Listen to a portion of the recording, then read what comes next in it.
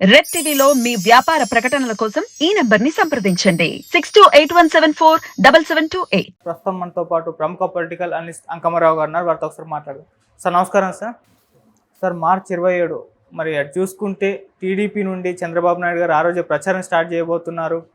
YCP నుండి జగన్మోహన్ రెడ్డి గారు ఒక బస్సు యాత్ర మేము సిద్ధం పేరుతో బస్సు యాత్ర స్టార్ట్ చేయబోతున్నారు. పవన్ కళ్యాణ్ గారు వారాహి యాత్ర పునః ప్రారంభించబోతున్నారు.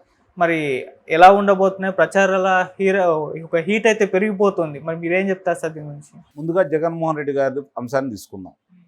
ఆయన ఇప్పుడు ఆంధ్ర రాష్ట్ర ముఖ్యమంత్రి. ఆయన ఇప్పుడు ప్రచారాన్ని ప్రారంభిస్తున్నాడు. సహజంగానే ఎవరైనా ఎన్నికల ప్రచారం ప్రారంభిస్తారు. వాళ్ళ విధి కూడా అది, వాళ్ళ బాధ్యత కూడా అది.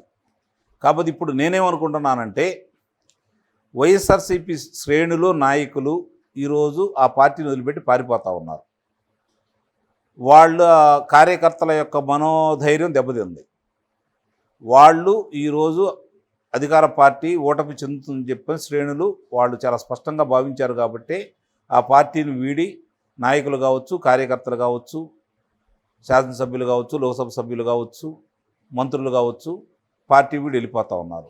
దీన్ని చూసి ప్రజల్లో పలసన అయిపోతుందని కాబట్టి వాళ్ళ శ్రేణుల్ని మనోనిబ్బరాన్ని నింపడం కోసం ఈరోజు జగన్మోహన్ రెడ్డి గారు బస్సు యాత్ర మొదలుపెట్టారనేది నేను భావిస్తున్నాను. అంటే ఓటమి ఎటు తెలిపోయింది. ఘోరాతి ఘోరమైన ఓటమి ఉండకుండా కనీసం ఈ ఎన్నికల రణక్షేత్రంలో అభ్యర్థులన్నా నిలుపుకుందాం. అభ్యర్థులు పారిపోతున్నారు కదా, తిరిగి అభ్యర్థులు నిలుపుకుందాం అనే ఉద్దేశంతో జగన్మోహన్ రెడ్డి గారు ఈరోజు ఈ యొక్క బస్సు యాత్ర, మామూలుగా అయితే ఆయన ప్రయాణం ఎన్నికల రణక్షేత్రంలో ఆయన కూడా మాట్లాడాలి కాబట్టి ఉంటుంది. ఓకే, ఈ విధంగా అయితే నేను భావిస్తున్నాను. ఇక చంద్రబాబు నాయుడు గారు, పవన్ కళ్యాణ్ గారు ఏంటంటే విజయం వాళ్ళకు వరించిందనే ధీమాతోటి పార్టీ శ్రేణులు ఉన్న ఉత్సాహాన్ని, వాళ్ళ ఆవేశాన్ని, వాళ్ళ యొక్క మనోనిబ్బరాన్ని ఆయన చూశారు. కాబట్టి గెలుపు అనేది మనకి వచ్చింది. ఇంకా భారీ విజయాన్ని సాధించాలని చెప్పని పార్టీ శ్రేణులు ఇంకొంచెం ఉత్సాహపరచడం కోసం, వాళ్ళు సర్వసన్నద్ధమై ఉన్నదానికి ప్రోత్సహించడం కోసం, దిశానిర్దేశం చేయడం కోసం వీళ్ళిద్దరూ బయలుదేరారని అయితే నేను భావిస్తున్నా. ఆయనేమో పారిపోతున్నటువంటి అభ్యర్థుల్ని కాపాడుకోవడం కోసం, పారిపోతున్నటువంటి శ్రేణుల్ని, ఆయన మీద ఎంతో నమ్మకంతో ఆయనకు పనిచేసిన వాళ్ళు ఆ నమ్మకాన్ని ఆయన నిలబెట్టుకోలేదు. కాబట్టి ఆయన వీడి పక్క పార్టీ వాళ్ళు చేరేవాళ్ళు ఎంతో కొంతమందిని ఆపాలనే ప్రయత్నంలో ఆయన బయలుదేరాడు. వచ్చే తాకిడిని తట్టుకోలేక గెలుపు అనేది వీళ్ళకి స్పష్టంగా అర్థమైపోయింది. కాబట్టి గెలిచే విధానంలో ప్రజలు ఇంకొంచెం ఉత్తేజపరచడం కోసం, ఇంకొంచెం జాగ్రత్తలు చెప్పడం కోసం, ఎందుకు కలిసి ప్రయాణం చేస్తున్నామని చెప్పడం కోసం వీళ్ళు ప్రయాణం చేస్తున్నారు అయితే నేను భావిస్తున్నాను. ఆయనకి వీళ్ళకి ఉన్న వ్యత్యాసం అదైతే నేను భావిస్తున్నాను. సార్ పవన్ కళ్యాణ్ గారు వారాహి యాత్ర గురించి మాట్లాడుకోవాల్సి ఎంతో బ్రేక్ వచ్చింది వారాహి యాత్రకి. మళ్ళీ ఇప్పుడు అదే ఇంపాక్ట్ కనిపిస్తుంది. పిఠాపురం నుంచి అయితే మొదలు పెట్టబోతున్నారు కదా, మరి ఎలా ఉంటుంది వారాహి యాత్ర ఈసారి?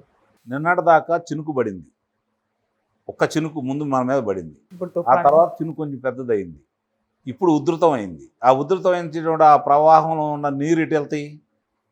ముందు పిల్ల కాలువల ద్వారా వాగులకు వచ్చేసి, నదులకు వచ్చేసి సముద్రంలో చేరుతుంది. ఇప్పుడు పవన్ కళ్యాణ్ గారిది అట్లా ఆగిందని చెప్పి భావిస్తున్నారు. ఆయన ఉప్పెన లాంటి వ్యక్తి. అది కనుక సరైన విధంగా కనుక ప్రజలకి వర్షం పడితే మేలు జరిగింది.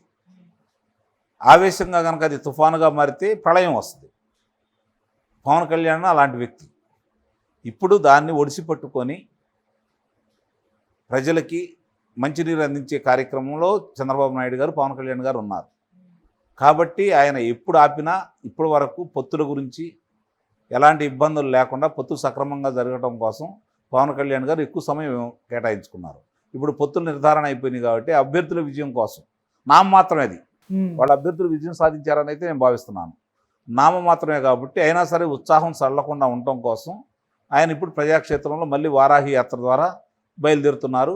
రేపు పొద్దున అధినాయకులు అందరూ కలిసి 3-4 సమావేశాల్లో ప్రాంతాల వారీగా ఎన్నుకొని, అది జాతీయ పార్టీ భారతీయ జనతా పార్టీలో కూడా వచ్చి కలుస్తుంది. కాబట్టి ఇప్పుడు మన ప్రధానమంత్రి గారు వచ్చారు కాబట్టి ఈ తర్వాత హోంశాఖ మంత్రి గారు రావచ్చు, మళ్ళీ ప్రధానమంత్రి గారు రావచ్చు. అలాంటి సభల్లో మళ్ళీ కలిసి మాట్లాడుకుంటారు. ఈలోపు విడివిడిగా వీళ్ళిద్దరు కూడా, అట్లాగే జగన్మోహన్ రెడ్డి గారు కూడా వాళ్ళ ప్రయత్నం వాళ్ళు చేస్తున్నారని అయితే నేను భావిస్తున్నాను. సార్ వీళ్ళు ముగ్గురు అయితే ప్రచారాలలో బిజీగా ఉన్నారు. అయితే ఇక్కడ లోకేష్ గారి ప్రస్తావన అంటే కొంతకాలంగా చూసుకుంటే రావట్లేదు. అంటే ఆయన ప్రచారం చేస్తున్నారా చేయట్లేదా? వార్తల్లో అయితే ఎక్కడ కూడా లోకేష్ గారు ప్రస్తావన రాకపోవడానికి రీజన్ ఏంటి సార్? ముందు వీళ్ళు చూసుకుంటా ఉన్నారు, పొత్తుల్లో భాగంగా ఏది జరుగుతున్నా అతను వచ్చి మాట్లాడుతూనే ఉన్నాడు. కాకపోతే ఏంటంటే అధ్యక్షుడు ఇప్పుడు ఇంతకుముందు అంటే వాళ్ళు ఒక్కళ్ళే తెలుగుదేశం పార్టీ కాబట్టి అధ్యక్షుడు కార్యదర్శిగా ఈయన మాట్లాడటానికి ముందుకు వచ్చేవాళ్ళు. ఇప్పుడు ముగ్గురు ఉన్నారు కదా, ముగ్గురు అధ్యక్షులు మాట్లాడుతున్నారు. ముగ్గురు అధ్యక్షులు దీని గురించి మాట్లాడుకుంటా ఉన్నారు. చంద్రబాబు నాయుడు గారు ఉన్నారు, పవన్ కళ్యాణ్ గారు ఉన్నారు. ఇప్పుడు పార్టీలో మిగిలిన స్థానాల గురించి ప్రచారం ఎలా చేయాలి ఏందనే దాని గురించి తన నియోజకవర్గం గురించి ఆయన చూసుకుంటా ఉన్నాడు. అలాగే రాష్ట్రంలో ఏమేమి జరగాలో చూసుకుంటున్నాడు. కాబట్టి ఇవన్నీ కూడా లోకేష్ గారి యొక్క ప్రమేయము, లోకేష్ గారి యొక్క ప్రచారం లేకుండానూ ఎన్నికలు అయితే జరగవు. ఓకే, వాళ్ళ ముగ్గురితో పాటు ఈయన వివిధ ప్రాంతాలు ఎన్నుకొని ఎవరెవరు ఎక్కడ ఏంటని పంచుకొని వాళ్ళు చేస్తారని అయితే నేను భావిస్తున్నాను. సో ఎవరికి వాళ్ళు ప్రచారాలు అయితే చేస్తున్నారు కదా ముగ్గురు. మరి ప్రచారాల్లో జగన్ గారు సక్సెస్ అవుతారా? తన బస్సు యాత్ర ఏదైతే ఉందో, లేకుంటే వారాహి యాత్ర మరింత ఇంకెక్కువ ఇంపాక్ట్ చూపించే ఛాన్స్ ఉందా?